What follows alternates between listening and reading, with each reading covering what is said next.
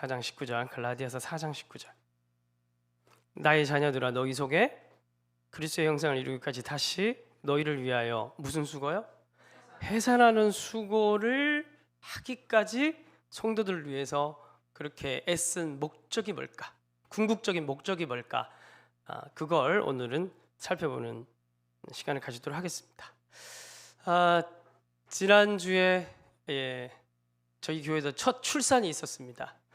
제가 한 건 아니고 우리 구민아 김현세 집사님 가정에서 둘째가 태어났습니다. 채아인데 따님인데 기적이라도 다음 주에 하나씩. 예나 지금이나 해산하는 수고는 생사를 넘나드는 그런 수고죠. 제 기억으로 둘째였던 것 같은데 제 둘째를 낳을 때는 이제 피가 너무 많이 쏟아져서 조금 위험했습니다. 그리고 이제 아기가 잘 안 나와서 그 의사 선생님이 산모 배 위에 올라가서 팔꿈치로 막 이렇게 저는 그렇게 해도 되나 뒤에서 저러면 애가 짜부되지 않나 막 이렇게 보고 있었는데 그 아기가 세모가 돼서 나왔어요. 머리가. 그래서 삼각김밥이라고 놀렸었는데 어렸을 때 그만큼 지금 이제 웃으면서 얘기를 하지만은 그때는 저는 그게 아직도 이렇게 현장이 생생합니다. 그 정도로 이제 마음에 어떤 트라우마처럼 남아 있는 거죠. 해산의 수고가 고대나 현대나 언제나 해산의 수고는 정말 목숨을 걸고 해야 될 만큼 굉장히 대단한 수고입니다. 그래서 바울이 무슨 수고를 했다고 합니까? 해산하는 수고라고 하는데 이것은 목숨을 건 수고예요. 모든 진액을 다 바쳐서 바울이 했던 수고입니다. 그런데 앞에 보면 무엇을 위해서 이런 수고를 했다고 합니까? 이게 바울의 목회의 궁극적인 목표입니다. 그리스도의 형상을 이루기까지라고 얘기를 하죠. 그러니까 바울은 우리가 보통 복음을 이제 사형리를 통해서 복음을 받아들여서 그다음에 예수를 믿고 당신은 이제 천국에 가니 확신을 가지고 살아가십시오. 이제 이렇게 요약된 구원에 대한 이해를 이게 틀렸다는 게 아니라 이러한 단순화되고 요약된 복음에 대한 이해를 넘어서지 못하는 경우가 많이 있습니다. 그러나 사실은 이게 시작이 입구 같은 겁니다. 그러니까 구원을 받았으니 이제 그 다음이 있어야 되는 거예요. 그게 뭐냐 하면 그리스도의 형상이 나타나는 거예요. 구원 받았으면 끝이 아니라 그 다음에 예를 들어서 김양기 전사 이리 한번 와보십시오 이렇게 얘기를 하면 이유가 있을 거 아니에요. 불렀는데 이유가 있는 거예요. 구원이라는 건 단순히 천국 데려가기 위한 그런 목표라기보다 하나님께서 우리를 부르시는 건데, 아브라함을 갈대아 우리에서 부르시듯 부르시는 건데, 그 부르시에는 뭐가 있냐면 목표가 있는 거예요. 그 목표를 바울은 뭐라고 얘기를 하냐면 그리스도의 형상을 새기는 것. 여기서 형상이라는 헬라 단어가 꼴, 모양, 생김새 이런 뜻입니다. 그러니까 석공 같은 거예요. 목회라는 건 어떻게 보면 바울의 입장에서는 성도를 한 사람 한 사람 복음을 전해서 데리고 오면 거기에다가 정을 들고 새기는 거예요. 뭘 새기냐면은 그리스도의 형상을 새기는 거죠. 그러면 또 질문을 던져봐야죠. 그리스도의 형상을 새긴다고 하는데 그리스도의 형상은 또 뭐냐? 모양은 여러 개일 수 있잖아요. 그래서 그 내용이 오늘 갈라디아서 5장 6장 후미에 두 가지로 정리가 됩니다. 첫 번째가 뭐냐 하면 5장 1절 우리가 방금 읽었던 봉독했던 말씀이에요. 그리스도께서 우리를 어떻게? 자유롭게 하려고 자유를 주셨으니 그러므로 그 뒤는 다 같이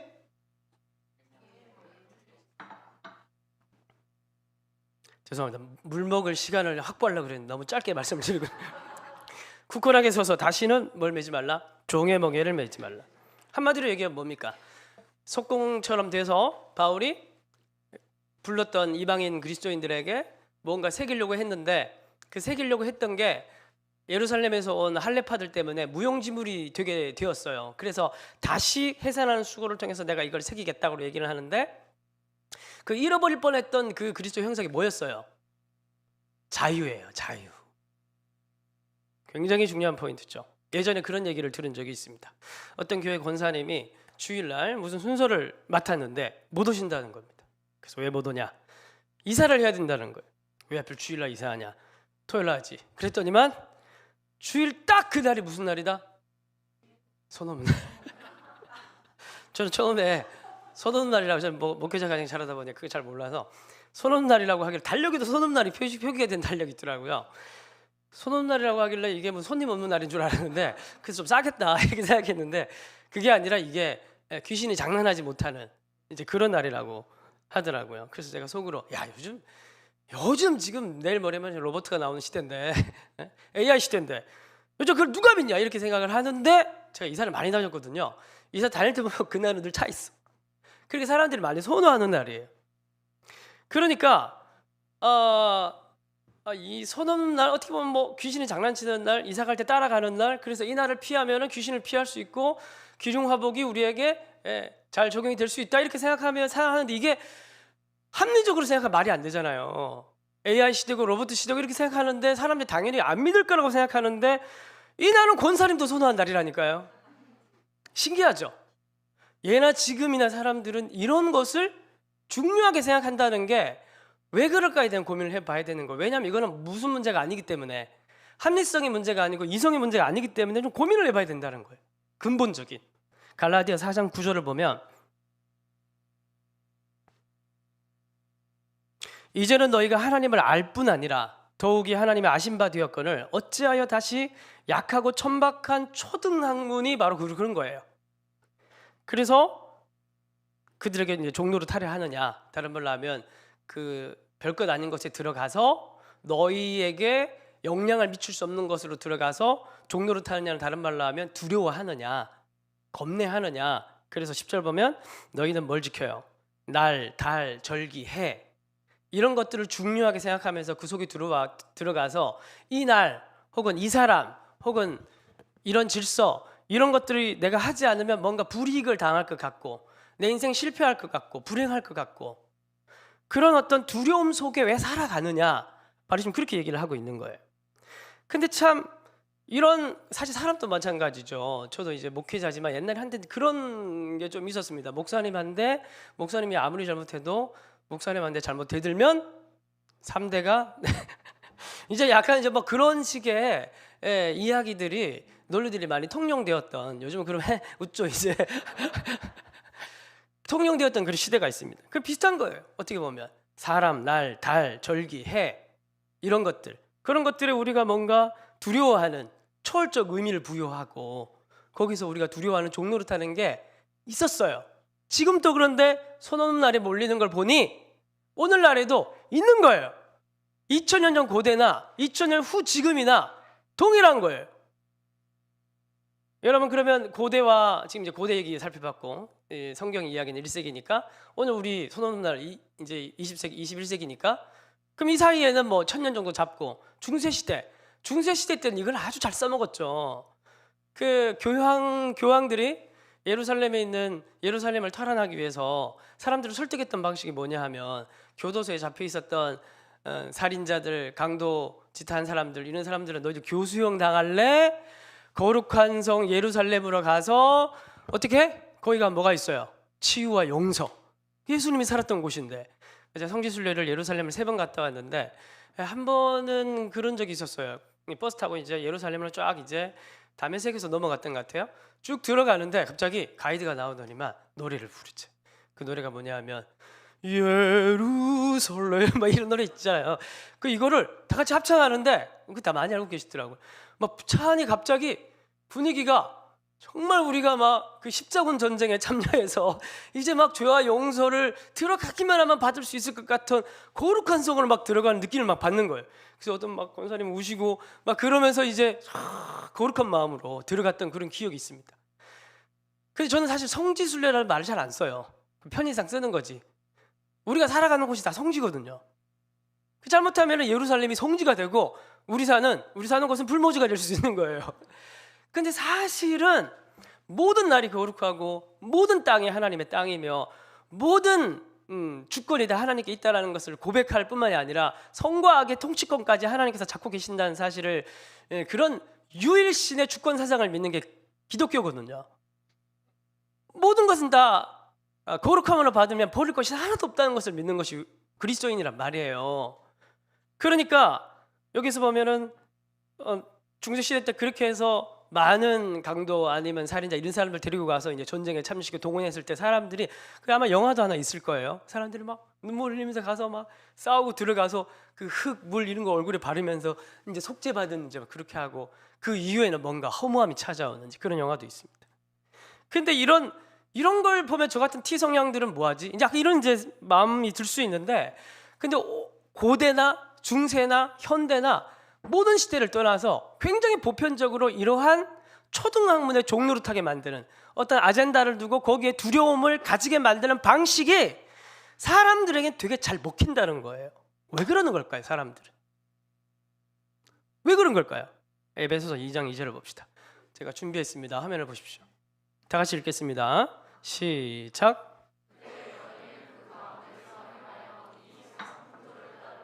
공중권세 잡은 자를 따랐으니, 여기까지요. 앞에 뭐라고 합니까? 밑줄 친 부분. 세상 풍조를 따르고 공중권세 잡은 자를 따르고, 요게 흔히 말하는 두 개 구문이 연결되는 병렬 구문입니다. 무슨 말이냐면 같은 말이라는 거예요. 뭘 따르고 공중권세 자를 따르고, 요 두 개는 같은 말이라는 거예요. 그러니까 앞뒤 얘기를 주체를 주어를 바꿔도 똑같다는 말이라는 겁니다. 그러니까 세상 풍조를 따른다는 말은 바울의 전형적인 표현 방식이 세상 풍조, 초등학문, 뭐 헛것, 옛것 다 같은 말이에요. 표현만 다르게 할 뿐이지. 그러니까 왜 초등학문, 왜 날과 달과 절기, 그런 두려워할 필요 없는 것에 사람들이 두려운 마음을 가지게 만들고 거기에 종노릇하고 종속되는 많은 마음을 가지게 하는 모든 총체적인 것들을 가리켜서 세상 풍조라고 얘기를 해요. 이걸 따랐다고 얘기를 하는데, 이 세상 풍조는 결국 바울이 봤을 때는 주체가 누구냐 하면은 뭐라고 얘기합니까? 공중권세 잡은 자예요. 그러니까 이건 합리성의 문제다 아니다? 아닌 거죠. 합리성의 문제가 아니고 무슨 문제라는 겁니까? 질서의 문제인 거예요. 공중권세 잡은 자가 가지고 있는 늘 입이 더 빨리 나가서 마음보다 그래서 막 엉키는데, 이게 공중권세 잡은 자가 세워놓은 질서를 따른 거예요. 따르다는 건 질서잖아요, 그죠? 그러니까 이거는 영적인 문제라는 겁니다. 다른 표현을 하면 영적인 문제고 질서의 문제고 세력의 문제고 힘의 문제고. 그 사실 오늘날에는 무슨 질서가, 공중권세 잡은 자가 똑똑한데, 우리보다 똑똑한데 이 양반이 언제까지나 똑같은 방식으로는 활동 안 할 거 아닙니까? 그럼 오늘날에는 무슨 아젠다를 가지고 우리에게 질서를 요구를 할까요? 그 질서 속으로 들어오기를 원할까요? 어떻게? 내 설교문 노출됐나요? 막 이러고. 돈입니다, 돈. 오늘날의 공중권세 잡은 자가, 사실 이것도 고대 성경 누가복음 이런 걸 읽어보면 공중권세 잡은 자가 그때도 사람을 길들이는 방식이 돈이었는데, 오늘날 금융자본주의 시대에서는 이 돈이라는 것이 사실 가장 강력한 질서인 거죠. 저는 이사 왔는데 최근에 이제 교회 개척을 하면서 딱 개척하기 그 전주에 이사 왔습니다. 그래서 저희 둘째 아이가 이제 중학교 입학을 해야 돼서, 그래서 저기 7단지, 수명산 7단지 그 사이에 있는 수명산 중학교에 갔습니다. 그 학교 가니까 친구들이 아파트 단지 안에 있으니까 보통 뭘 먼저 물을까요? 몇 단지 살아? 이렇게. 어디 살아가 아니에요. 몇 단지 살아? 그 사실 이제 이런 게 어떻게 보면은 우리는 이제 다 컸기 때문에 그런 질문 잘 안 하는데, 어디 이런 거 묻고 싶지만, 빌라 사니 아파트 사니 자가니 월세니 전세니 이런 거 묻고 싶지만, 그 사실 아이들이 몇 단지 몇 호 뭐 이렇게 얘기를 하면 일단 네이버 들어가면 다 나와요, 그죠? 기본적인 정보가 다 나옵니다. 경매 받았을 수도 있으니까 경매 사이트 들어가면 또 거기 번져서 다 나오고, 우리 정보가 다 노출돼 있기 때문에 몇 단지 살아라는 말 속에 사실 어떻게 보면 질서가 다 들어가는 거예요. 그래서 제가 이제 제 둘째 아이가 어디 산다고 얘기를 해야 돼? 그러길래 꿀단지 산다고 얘기를 하더라고요. 엄마 아빠랑 살면 꿀단지 사는 거죠. 사랑하는 사람이랑 살면. 인스타를 하다 보면은 정말 행복해 보이는 사람들 너무 많아요. 어찌 그리 다 행복한지. 가끔 인스타 보면 여러분 그런 생각 들죠. 이 세상에 나 빼곤 다 행복하구나. 그러면 저는 이제 인스타를 그렇게 하다 보면 이렇게 사람들이 DM을 많이 보내고, 원하지 않지만 인스타는 내가 수락을 안 해도 다 할 수 있죠. 팔로워를 할 수 있잖아요, 그죠? 그 가끔 이제 몇몇 사람들이 이제 팔로우 신청을 합니다. 팔로우를 해요. 이렇게 해서 보면 이 사람이 했습니다. 그래서 딱 보면 나랑 종류는 상관없는 사람인데 클릭해서 들어가 보면 너무 행복해요. 그 사람 막 그 사진들이. 그리고 전부 다 그런 사람들이 천편일률적으로 같은 병원에서 하시나 봐요. 그 비슷한 모양의 똑같은 사람인 줄 알았는데 약간 달라. 그리고 이제 사진 들어가 보면 막 현금다발 쫙 이렇게, 그리고 여기는 이제 벤츠 열쇠, 아우디 열쇠 겹쳐가지고 그리고 이제 막 수익률 이렇게 있고, 그리고 이제 DM이 와요. 월 수익 2, 3천 보장. 이 사람 참 좋은 사람인가 보다. 그러면 여러분, 근데 이 사람들은 어떤 사람들이냐면 사실 공중권세 잡은 자들의 스태프들이에요. 예? 이런 사람들이야말로 진짜 질서를 계속 재생산해내는 공중권세 잡은 자들이. 근데 이게 여러분, 노출의 효과가 얼마나 중요한지 모르시죠? 유튜브 한 3년 해보세요. 노출이 얼마나 중요한지. 이게 사실은 우리에게 영향을 안 미치는 것 같은데 끊임없이 우리의 잠재의식 속에 사실 영향을 미치는 거예요. 그러니까 사실 어떻게 보면 오늘날에는 공중권세 잡은 자가 자기가 가지고 있는 그 지배하는 방식을, 그 질서를 공고하게 하게 만들기 위해서 굉장히 우리에게 효과적으로 영향을 미칠 수 있다는 거예요. 우리는 나도 모르게 거기에 많은 질서에 편입되어 있고, 아이들을 보더라도 알잖아요. 우리는 점잖하기 때문에 안 묻는 거지. 좀 묻고 싶잖아요. 옆 사람 어디서 살든지. 그러면 진짜 정말 근데 중요한 진실은 뭐냐 하면, 부자라서 행복한 게 아니잖아요. 알잖아요. 그쵸? 부자라서 행복한 게 아니고 그 사람은 그냥 그 사람이기 때문에 행복한 거예요. 사실은 부자인데도 불행한 사람이 있고, 그리고 우리가 보통 연예인 걱정을 하는 게 아니라고 그러죠. 근데 그 사람들도 진짜 두려움이 많고 공포가 많고 마음속에 늘 허무함들이 있어요. 왜냐하면 무대 위에 올라와서 뭘 하다 보면은 도파민이 이만큼 분비가 되거든요. 뇌가 공부해 보면 내려가면 이걸 채울 길이 없는 거예요. 도파민의 행복 지수 아닙니까? 호르몬 아닙니까?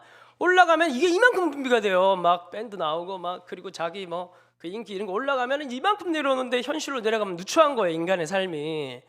그럼 이 허무한 걸 뭘로 채워요? 그냥 다 약하는 겁니다. 그래서 사실은 우리가 돈 있으면 행복하다라는 거, 아니면 명예가 있으면 행복하다라는 거, 우리가 그렇게 아젠다를 세워놓고 질서를 만들어 놓고 거기서 계속 재생산하는데 사실은 그렇지 않아요. 우리가 그건 손 없는 날이랑 똑같은 거예요. 사실 손 없는 날을 믿는 것과 똑같은 건데, 우리는 손 없는 날 얘기를 하면은 뭐 요즘 누가 믿냐 이렇게 얘기하는데, 이런 보면 진짜 한번 DM 보내면 2, 3천 수익 된다 그러면 DM 보낼까 안 보낼 거예요? 진짜 된다면 다 보내야죠. 한번 봅시다. 나발 한번 보겠습니다. 지난주 우리가 통독하면서 봤던 본문 사무엘상 25장 1절 한번 띄워주십시오. 마온의 지난주에 다윗의 두 번째 아내, 그 아내를 맞이하기 전에, 아비가일을 맞이하기 전에 그 남편이 있어요. 그 사람에 대한 성경의 소개입니다. 마온의 한 사람이 있는데 그의 생업이 갈멜이 있고, 성경이 이 사람을 소개하는 방식이에요. 보십시오. 심히 부하여 양이 3,000마리, 염소가 1,000마리이므로 그가 갈멜에서 그의 양털을 갖고 있어. 끝! 소개. 보통 이 소개는 오늘날 이 사람이 인스타를 한다고 하면은 인스타 스타가 될 거예요. 뒤에 양 1,000마리 쫙 놔두고, 양 한 마리당 100만 원씩 쳐보십시오. 10억 아닙니까? 뒤에 1,000마리 쫙 두고, 그 다음에 여기 와인 한잔 하시면서 인스타에 또 DM 보내면 양 10마리 보장 뭐 이렇게 해가지고, 이 사람 커리어가 먹힐까요 안 먹힐까요? 지금 소개를 하는 거잖아요. 성경이 이 사람에 대한 신상을 소개하는 겁니다. 오늘 우리에게도 똑같은 방식으로 우리에게 목사님 알고 보니 현금 50억 부자였더라. 저를 보는 눈이 달라지지 않겠습니까? 아이고 어떻게 좀 여기 가까이 지내가지고 심리가 그렇잖아요. 어려울 때 뭐 그래도 한 몇천이라 좀 도움 받을 수 있으니까 저 사람에게 몇천은 뭐 얼마 아니겠지 이렇게 생각하면서, 사람 보는 눈이 다르잖아요. 그러니까 우리가 어떤 질서 안에서 어떤 관점으로 투과해서 그 사람을 보는지가 완전 다른 거예요. 오늘날 인스타에서 어떤 사람이 이 시대 당시에 인스타가 있다고 생각하고, 이 사람이 양 1,000마리, 그 다음에 흑염소 100마리 말이죠. 양이 3,000마리, 염소가 1,000마리 쫙 있다고 해서 인스타 사진 딱 찍어서 그때 딱 올리면 사람들이, 그때 그 시대 사람들은 와 진짜 이 사람 친구하고 싶다 막 줄을 쫙 설 거예요. 근데 성경에 이렇게 기록되어 있으니까 통독하신 분들은 아시겠지만 느낌이 어때요? 긍정적이에요, 부정적이에요?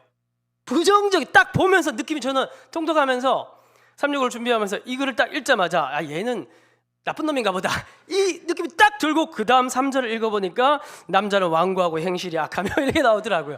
근데 그 다음에 이어지는 이야기는 뭐냐 하면은 결국에는 이 남자는 돈은 아무리 많았지만은 자신의 어리석음 때문에 죽고, 아비가일은 용모가 아름답고 그렇게 해서 돈 복이는지 모르죠. 어쨌든 이 여인은 다윗에게 뺏기고 데려가고 그 돈도 다윗이 다 가버립니다. 전도서 6장 2절 봅시다. 띄워주십시오. 전도서 6장 2절 다 같이 읽어보겠습니다. 시작. 어떤 사람은 그의 영혼이 바라는 모든 소원에 부족함이 없어 재물과 부요와 존귀를 하나님께 받았으나 하나님께서 그가 그것을 누리도록 허락했어요, 안 했어요? 저는 이 구절을 볼 때마다 박수를 칩니다. 너무 우리 인생사 같아서 돈 버는 사람 따로 있고 돈 쓰는 사람 따로 있는 거예요. 예? 그래, 하나님이 복을 주셔요. 부족함이 없어. 재물과 부유와 존귀를 하나님께 받아요. 그런데 하나님 입장에서는 받는다고, 준다고 그 사람이 다 쓰는 거 아니야. 우리는 내가 벌면 내가 다 쓴다고 내 거라고 생각하잖아요. 예? 여러분 지금 다들 막 국민연금도 붙고 퇴직연금도 붙고 개인연금도 붙고 3대 연금 3층짜리 다 하면서 노후 준비하고 있죠. 60 뒤에까지 내가 살지 안 살지는 가봐야 아는 거예요. 물론 여러분 오래 사시기를 주님으로 축원드립니다.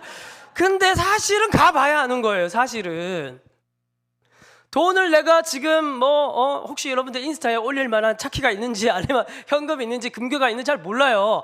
올린다고 한들 그건 사실은 내게 아닐 수도 있다라는 거예요. 누리도록 하나님이 허락을 안 하면 못 누리는 거예요. 사실은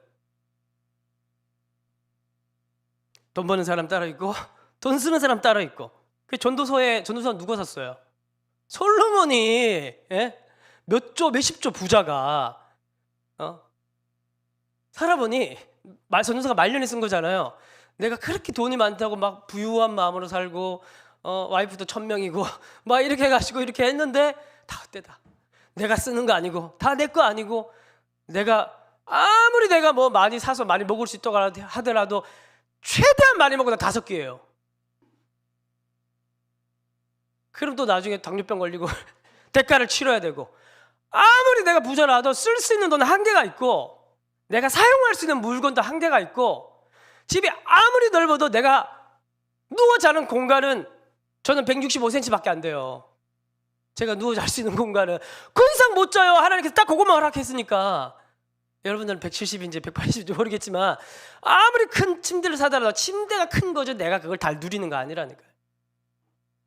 근데 이러한 돈 있고 행복이라는 거는 손 없는 날과 같은데, 대부분의 사람들이 이 질서에 공고화되어 있는, 재생산되어 있고 세뇌되어 있고 선입견과 이미 잘못된 거짓 정보인데도 불구하고 우리에 깔려있는 이걸 너무 복음적 관점에 생각하지도 않고 합리적 관점에 생각하지도 않으면서 이걸 그냥 받아들이고 있는 거예요. 신화일 뿐인데. 여러분 신화 믿어요? 신화 안 믿잖아요. 그죠? 그래서 요즘 마귀는 신화로 설득하진 않아요. 이런 걸로 설득을 하지. 그래서 우리가 자녀 교육을 하더라도 자녀를 데리고 보통 이제 다 그렇게 생각하는지 모르겠지만 한번 이제 뭐 얘기를 하고 들어보고 하면은 부모님들이 그래도 나 다 맞벌이를 하고 뭐 그러면 이제 잉여가 있으면 내 자녀 너무 바빠서 우리 자녀들에게 뭐 더 해주고 싶지만 이제 시간도 없고, 그러니까 한번 시간 날 때 이 아이를 위해서 뭔가 사랑하는 마음에서 해주고 싶어서 뭘 하냐 하면은 이제 해외여행 가거나 아니면 뭔가 좋은 물건을 사주거나 핸드폰 최신품으로 갈아주거나 이제 그런 식의 이제 그걸 한단 말이에요. 근데 여러분, 아이들에게 가장 큰 선물은 뭔 줄 아십니까?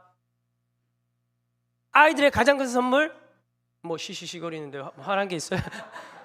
시간이 아니고 아이들의 가장 행복한 거는 하나님께서 이미 주셨어요. 그게 뭐냐면 아빠와 엄마예요. 아빠와 엄마가 그냥 하나님께서 그 아이들에게 주신 가장 큰 선물이에요. 사실은 아무것도 안 해도 사실 아이들은 행복해요. 아빠 엄마만으로. 정말입니다. 물론 지금 자녀들이랑 같이 온 분들, 자녀들 돈 많이 주는 게 행복하게. 이미 독립한 자녀들은 해당 사항 없어. 이 마음이 독립해버리면 뭐 저희 아이들 다 독립해가지고 이제는 이것만. 근데 그 정서적으로 독립하기 전에 그 아이들의 사실 가장 큰 선물은, 저도 이제 어렸을 때 목회를 바쁘고 이렇게 하다 보니까 시간이 좀 나오면 아이들 데리고 어디라도 가야지 하면서 뭐 이제 그렇게 생각했는데 그게 아니더라고요. 사실은 돌아보면 그 아이들의 가장 큰 선물은 그 엄마 아빠 그 자체예요. 사실은 모든 게 그래요. 모든 게 우리 인생 개인의 행복도 마찬가지예요. 돈이 있으면, 물론 돈이 그 내가 이렇게 얘기한다고 그럼 돈 모지 말까? 그런 게 아니에요. 많이 버세요. 많이 버시고 좋은 일도 많이 하시고. 근데 질서가 중요한 거죠. 난 어느 질서에서 어떤 신념을 따르고 난 누구를 따르는 것인가, 그 혹시 나의 생각의 DNA 속에 세뇌되어 있는 부분이 있지 않은가, 나도 모르게. 오늘도 나는 돈 이꼴 행복이라고 생각하면 나도 모르게 좀 더 이렇게 해서 뭐 이걸 하면 더 이렇게 뭐 되겠지라는 생각. 근데 그게 나중에 신화라는 거 분명히 아는데 딱 지나면 딱 잠깐 한 며칠 행복하고 며칠 기분이 좋고. 그래서 사실은 진짜 가만 생각해 보면 정말 우리 인생 가운데 중요한 행복은 전혀 엉뚱한 데 있어요. 나 자신을 발견해가는 행복도 굉장히 중요하고, 오늘 일상 하루하루 살아가면서 고요한, 저는 언제 행복을 느끼는 줄 아십니까?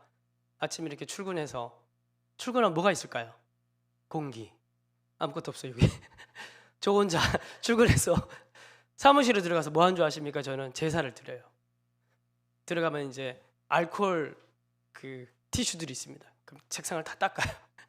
미친놈 같죠? 다 닦아요. 그러면서 깨끗하게 만들어요. 제사를 지내는 거예요. 저는 이렇게 하면 기분이 좋습니다.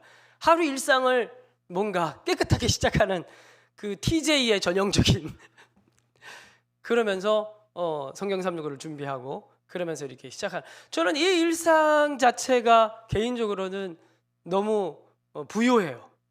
그거를 하고 나면. 그 저는 늘 저희 교회도 기도를 합니다. 이렇게 성도님들이 딱 100좌석인데 100명이 넘지 않았으면 좋겠다. 왜냐하면 이산화탄소가 많아지기 때문에 산소가 좀 더 많았으면 좋겠다. 그런 생각들을 합니다. 왜냐하면 여러분들의 이름을 한 사람 한 사람 제가 다 알았으면 좋겠고, 또 여러분들 100명이 넘어가면 좀 힘들거든요. 이게 사람이라는 게 한 사람한테 다 알았으면 좋겠고 언제든지 대화할 수 있었으면 좋겠고, 그런 생각들을 하면서, 또 왜냐하면 교회가 성장하는 그 양쪽으로 성장하는 그 기쁨보다 저는 20년 목회해 오면서 성도들이 자라고 변화되고 그 사람들이 하나님 나라의 부유함들을 느끼는 걸 저희 목회 과정을 통해서 그 사람들이 알게 될 때 그게 더 행복하더라고요. 목회자로서. 사실은 우리 모든 부분이 다 마찬가지예요. 우리 일하는 부분뿐만이 아니라 우리 개인의 일상에서도 마찬가지고, 우리는 그 행복들을 사실 뭔가 잘하고 크고 자산들이 늘고 내 스펙들과 커리어들이 더 화려해지고 인스타에 올릴 것들이 많아지고 그러면 우리가 굉장히 행복해질 거라는 신화를 믿고 살아가지만, 사실은 그거보다 훨씬 더 본질적이고 이미 다 주어진 것들에 하나님께서 이미 우리에게 충만하게 줬다는 사실을 많이 잊어버린다는 거예요. 두 번째로 넘어가야죠. 이제 5장 13, 14절 두 번째입니다. 두 번째. 그렇게 새기려고 했던 형제들아, 너희가 자유를 위하여 부르심을 입었으나, 두 번째 뭐예요? 그러나 그 자유로 뭘 삼지 마라? 육체의 기회를 삼지 말고 오직 사랑으로 서로 종노릇하라. 온 율법은 내 이웃 사랑하기를 내 자신과 같이 하라 하신 말씀 속에 다 이루어졌다. 그래서 정리를 하면 바울이 봤을 때 신자의 표준은 두 개예요. 해산의 수고를 통해서 그 영혼 가운데 새기려고 했던 예수의 꼴은 두 가지 모양이 있어요. 첫 번째는 뭐라고요? 자유. 세상의 질서를 따르지 않는 자유. 두 번째는 뭐라고요? 사랑이라는 거예요. 이 두 가지를 새기려고 했던 거예요. 이게 바로 그리스도인에게, 구원받은 그리스도인에게 나타나는 자연스럽고 당연한 표지라는 거예요. 근데 우리가 이 사랑이라는 것을 이해할 때 중요한 건 뭐냐 하면 자유가 먼저 있고 다음 사랑이라는 거예요. 그냥 가끔마다 늘 성경 이야기는, 설교 결론이나 성경 이야기는 끝으로 갈 때 형제 사랑과 이웃 사랑의 이야기로 끝나는 경우가 많죠. 그렇기 때문에 여러분 서로 사랑합시다라고 많이 끝나요.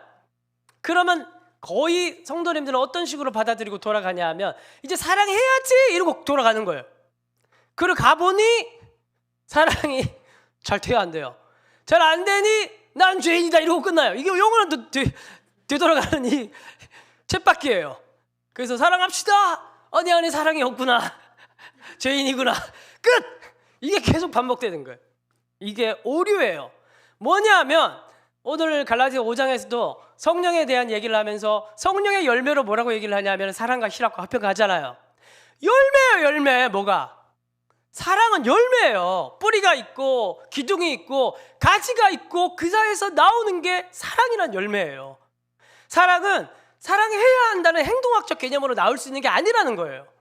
사랑이라는 건 열매이기 때문에 자연스럽게 나타나는 거고 맺혀지는 거라는 거예요.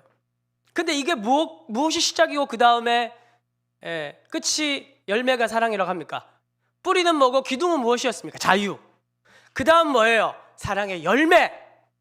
그래서 늘 사랑을 생각할 때 나는 죄인이구나 못하구나가 아니라 사랑이 내게 없다고 생각하면 어디로 돌아가서 생각을 해봐야 되는 겁니까? 뿌리를 점검을 해봐야 되는 거예요. 그래서 예를 들어 보겠습니다. 우리가 주중에 저희 사모와 함께 식사하러 갔어요. 식사하러 갔는데 여러분 이제 식당에 이렇게 가면 종업원들의 표정을 보면 사장님의 친인척인지 가족인지 아니면 알바생인지 알아요, 몰라요? 어떻게 알아요? 표정이 다르잖아요, 그죠? 그래서 이제 주중에도 밥 먹으러 갔는데 딱 들어가자마자 그 상가 식당에 막 사람들이 너무 많아가지고 막 저기는 또 구석에서 막 소주 몇 병 까고 야 술 먹으면 알코올 때문에 자기의 소리가 안 들려서 톤이 높아져요. 그래서 막 아저씨들 떠들고 있고 저기 아주머니들 막 왁자지껄 무슨 동호회에서 나온 장난 아닌 거예요. 막 귀가 아파가지고 그래도 여기 맛있으니까 앉아서 먹자 그렇게 먹는데 사람 가득 찼고 시끄럽고 그러는데 종업원은 딱 한 명밖에 없고 그 여자 종업원이 왔는데 표정이 너무 밝은 거야. 그 제가 사모님한테 그랬어요. 사장님 가족인가 보다. 딸인가 와이프인가 이렇게 그런 얘기를 서로 이제 얘기를 했었습니다. 표정이 밝은 거예요. 왜 밝을까요? 이게 다 매출이니까. 그런데 알바는 그 매출이 자기랑 상관이 있어 없어요? 매출이 있으나 없으나 시급으로 받으니까 이 매출이 오히려 사람들이 적는 게 더 좋지. 그렇죠? 그래서 보통 그런 경우에 알바생의 표정은 어둡거나 짜증나거나 아니면 정신없는 상태. 그 세 가지 중에 하나예요. 그죠? 그래서 제가 딱 보니까 상추가 떨어졌어. 그래서 상추를 좀 말씀을 드려야겠다 싶었는데 사람들 너무 시끄러우니까 전달을 할 수가 없는 거예요. 혼자 막 돌아다니고. 그래서 포기하고 그냥 계속 먹는데 와서 상추를 바꿔주더라고. 확신했죠. 사장님 가족이다. 알바생들은 절대 상추를 바꿔주지 않아요. 말하기 전까지는. 그쵸? 100% 근데 제가 물어보진 않았어요. 나중에 가서 물어보려고. 틀리실 수도 있으니까. 그리스도인 종업원일 수도 있잖아요. 그죠? 그 이제 그분이 와서 말도 안 했는데 와서 상추를 새 걸로 주고 가더라고요. 웃으면서. 그러니까 이분은 제가 봤을 때는 사장님 가족이 맞습니다. 이게 사랑의 종노릇하라는 말은 뭐냐면 사랑의 종노릇하는 건 진짜 종이 되라는 말이 아니고 자유인이기 때문에 내가 여기의 주인이기 때문에 내가 이 세상의 통치자이신 하나님의 그 바로 밑에 있는 직속 종업원이기 때문에 그러니까 우리가 회사에 출근을 하죠. 그 출근에 우리 부장님이 있죠. 부장님 외에는 뭐 전무이사가 있겠죠. 그 외에 회장님이 있겠죠. 그 위에 회장님 위에 뭐가 있냐면 하나님이 계시는 거예요. 이 세상의 모든 권력은 다 하나님으로부터 나오니까 그 하나님 직속 부하가 누구냐면 나라는 생각으로 일하는 게 사랑의 종노릇하는 거예요. 모든 면에서 회사뿐만이 아니라 개인 사업을 하시건 회사를 하시건 가정생활을 하시건 교회생활을 하시건 다 마찬가지입니다. 그러니까 시켜서 하는 사람은 그냥 종이에요. 시켜서 하는 삶은 그냥 사랑의 종노릇이 아니라 그냥 종노릇 하는 거예요. 성경에서 얘기하는 사랑의 종노릇은 뭐냐 하면 자유라는 뿌리를 두고 그 뿌리에서 나오는 자연스러운 섬김, 그걸 통해서 하는 사람이 자유와 사랑의 그리스도인의 표지를 가지고 이 세상을 살아가는 사람의 그리스도의 모양이라는 거예요. 그걸 바울이 만들기 위해서 해산의 수고를 했다는 겁니다. 마무리하겠습니다. 에베소 5장 2절 다 같이 한번 읽어보겠습니다. 시작. 주께서 너희를 사랑하신 것 같이 너희도 사랑 가운데서 행하라. 그는 우리를 위하여 자신을 버리사 향기로운 제물과 희생 제물로 하나님께 드리셨느니라. 보세요. 말씀을 꼼꼼하게 보셔야 돼요. 보시면 특이하게 바울이 표현합니다. 그리스도께서 너희를 사랑하신 것 같이 여러분들도 서로 사랑하십시오. 이렇게 가야 맞잖아요. 자연스러운 문장의 진행 아닙니까? 요한 사도도 그렇게 얘기를 하고, 근데 바울은 뭐라고 얘기냐면 그리스도께서 여러분들을 사랑하신 것 같이 여러분들도 사랑 안에 머무르십시오. 원문에 보면 사랑 가운데라는 전치사가 n입니다. in, 사랑 안에. 그리고 행하라는 말이 틀렸어요. 번역을 이렇게 하면 안 돼요. 이 헬라어 단어는 페리파테오라는 단어는 머무르십시오 이런 뜻입니다. 사랑 안에 머무르십시오. 예수께서 여러분들을 사랑하신 것 같이 여러분들도 사랑하십시오가 아니고 사랑 안에 머무르십시오. 질서의 개념인 거예요. 사랑이란 건 나가서 뭘 하는 행동학적 개념이 아니라 질서의 개념인 거예요. 공정권세 잡은 자가 통치하는 그 질서에서 나와서 이제 예수님이 우리의 주와 그리스도가 되셔서 그 속에 들어가서 사랑으로 통치하는 그 나라에 들어가서 그 사랑의 통치를 받는 새로운 질서 안에 들어가서 새로운 방식으로 사는 삶을 가리켜서 사랑으로 종노릇한다. 그리고 사랑 안에 머무른다. 그렇게 바울은 표현하는 것입니다. 사랑해야겠다라고 생각하면 그때부터 또 다른 할례복음이 돼요. 한다고 되는 거 아닙니다. 우리 속에 하나님께서 그리스도를 통해서 얼마나 큰 자유를 주셨고 이 세상의 질서를 얼마나 하나님께서 단호하게 끊어내시며 우리를 구원하시고 건져내셨는지를 이해하시고 그 속에서 그리스도께서 사랑으로 오늘 또 어떻게 우리를 통치하고 계시며 우리를 배려하시고 존중하시며 사랑하고 계신가를 기억하며 그 주권 아래에서 예수께서 세상을 통치하고 계시는데 내가 그분의 종업원으로 가정과 교회와 회사와 모든 곳에서 어떻게 살아갈지를 날마다 고민하며 자유와 사랑으로 그리스도의 모양을 세상에 나타내시는 여러분들이 되시기를 주님의 이름으로 축원드립니다. 우리 다 같이 일어나셔서 우리 아까